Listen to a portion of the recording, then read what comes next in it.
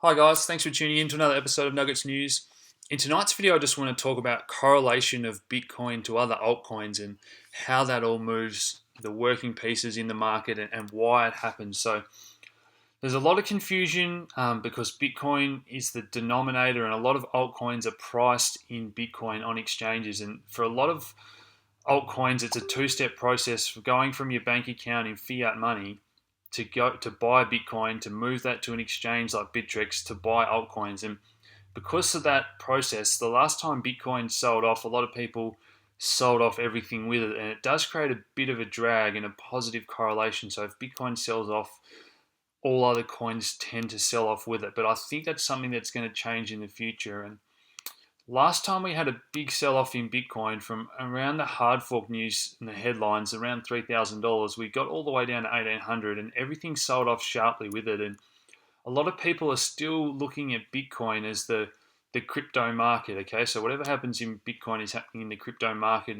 as a whole. And I think people are now starting to work out that these different coins and different projects are not affected by the price action in Bitcoin. So I told my members that this was nothing more than a buying opportunity. And if you had good coins with good projects and good fundamentals, there's no reason that they should be selling off just because the Bitcoin might be having a hard fork. And sure enough, we've seen that play out at IOTA, NEO, Amisa Go.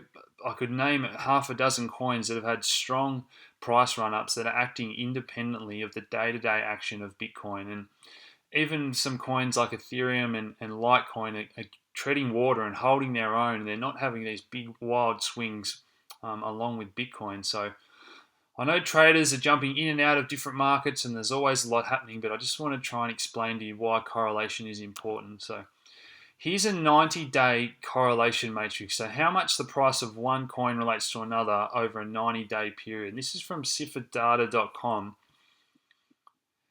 Now, a positive correlation in red here means that if one goes up, the other goes up. A negative correlation would mean if one goes up, the other goes down. And obviously, all coins are showing a strong positive correlation to some degree. So, zero means that they act completely independently of each other and have no relationship to what one does doesn't affect the other. So, obviously, the larger market cap coins, the more they're correlated. So, if Bitcoin goes up, there's a 65% correlation with Ethereum. And the lowest correlation on this chart here is Ethereum Classic to Ripple. So those two coins, doesn't really matter what Ethereum Classic does, it's not going to affect Ripple too much on any given day, if that makes sense. So that's the way to look at these correlation matrices. And I think we're going to start to get some blue on this chart. So we might start to see if Bitcoin goes down, people start to move their money into other coins. And that's what I'm looking at. I really want people to start to judge these coins independently rather than viewing it all through a Bitcoin lens. So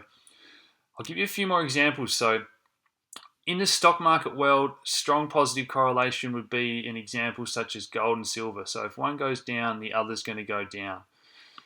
Stock market, if one S&P 500 goes up, the Nasdaq or the Dow, they tend to all go up on a given day. So strong positive correlation. Whereas a negative correlation might be if the US dollar goes up in price, the euro is going to go down in price, as money's either going into one or the other. So that's an example of a negative correlation. So hope that I'm explaining that clearly, and I hope that you're starting to understand how exchanges price their coins in Bitcoin. So the price of Neo itself in dollars is what is important. So any coin has a dollar value in US dollars. That's a market cap. That represents how much money is in that coin. And even if that stays the same, if the price of Bitcoin thrashes around, that's what you see on the exchanges or on this chart here where it's priced in Bitcoin.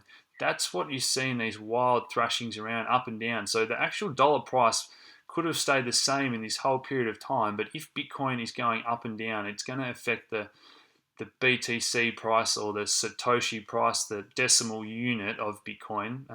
It has 8 decimal places, which is known as at 1 Satoshi. So a lot of people are talking about the price of coins in sats or satoshis or Bitcoin, and I hope that I'm explaining why I prefer talking about them in dollars to avoid that confusion. So I think it's going to be different in the future. I think good quality coins are going to move independent of the Bitcoin price. If Bitcoin has a large sell-off, I don't think it's going to drag all coins down with it to the extreme that it did last time. I think people are going to look to use their profits to swoop in and buy other good coins and good projects, and I think it's going to be a little bit different this time. So hopefully I've explained that clearly.